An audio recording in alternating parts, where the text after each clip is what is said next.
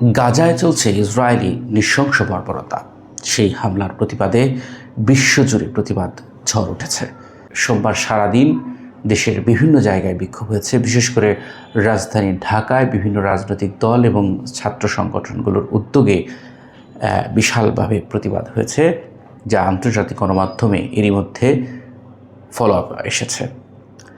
কিন্তু এই আন্দোলনের পাশাপাশি বিক্ষোভ এবং ইসরায়েল বিরোধী যে আন্দোলন, সেই আন্দোলনের পাশাপাশি কিছু অনাকাঙ্ক্ষিত ঘটনা ঘটেছে।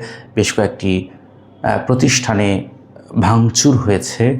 এর বাইরে মোটামুটি শান্তিপূর্ণভাবেই ইসরায়েলের বিরুদ্ধে প্রতিবাদ জানিয়েছে। গাজায় যে নৃশংস বর্বরতা চলছে, সেই হামলার প্রতিবাদে শান্তিপূর্ণভাবেই বলা চলে প্রতিবাদ জানিয়েছে সাধারণ মানুষ বাংলাদেশের।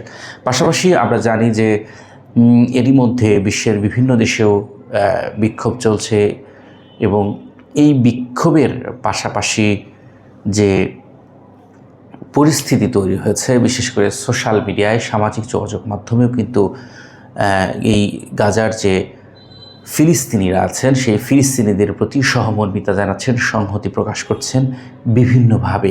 ফেসবুকে লেখালেখির মাধ্যমেও কিন্তু এই এক ধরনের প্রতিবাদ চলছে। আরও একটি বিষয় আমরা যেটি লক্ষ্য করেছি সেটি হলো যে এই যে বিশ্বজুড়ে যে প্রতিবাদ, নিন্দার ঝড় ইসরায়েলের বিরুদ্ধে, এই নিন্দার কিন্তু কোনোভাবেই পাত্তা দিচ্ছে না ইসরায়েল। তারা কিন্তু এখনও অবরুদ্ধ গাজা উপত্যকায় হামলা অব্যাহত রেখেছে। সবশেষ সোমবারেও বিভিন্ন জায়গায়, বিশেষ করে শরণার্থীদের শিবির, সেই শরণার্থী কেন্দ্রে হামলা চালিয়েছে ইসরায়েল। সেখানে সাংবাদিক সহ নিহত হয়েছেন বেশ কয়েকজন। এরই মধ্যে ইসরায়েলি প্রধানমন্ত্রী বিনিয়ামিন নেতানিয়াহু যুক্তরাষ্ট্র সফরে গেছেন, মার্কিন প্রেসিডেন্ট ডোনাল্ড ট্রাম্পের সঙ্গে বৈঠক করবেন। এরই মধ্যে মিশরের কায়রোতে ফরাসি প্রেসিডেন্ট ইমানুয়েল ম্যাক্রো এসেছেন।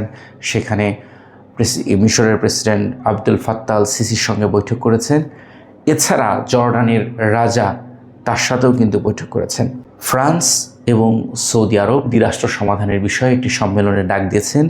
সেই সম্মেলনে যে কো-হোস্ট অর্থাৎ ফ্রান্স এবং সৌদি আরব, এই দুই দেশ যৌথভাবে উদ্যোগ নিয়েছেন।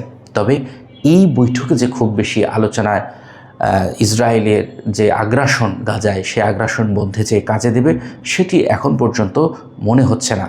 তবে এই মুহূর্তে যেটি দরকার, ইসরায়েলের ওপর আন্তর্জাতিকভাবে চাপ প্রয়োগ করা দরকার। বিশেষ করে তাদের যে মিত্র যে দেশগুলো রয়েছে, ইউরোপের এবং যুক্তরাষ্ট্র, তাদের যে সমর্থন, এই সমর্থনের কারণেই কিন্তু মধ্যপ্রাচ্যে বেপরোয়া রাষ্ট্র হিসেবে প্রতিষ্ঠিত পেয়েছে। তারা কাউকে তোয়াক্কা করছে না। সেই বিষয়গুলো কিন্তু এখন সবচেয়ে গুরুত্বপূর্ণ।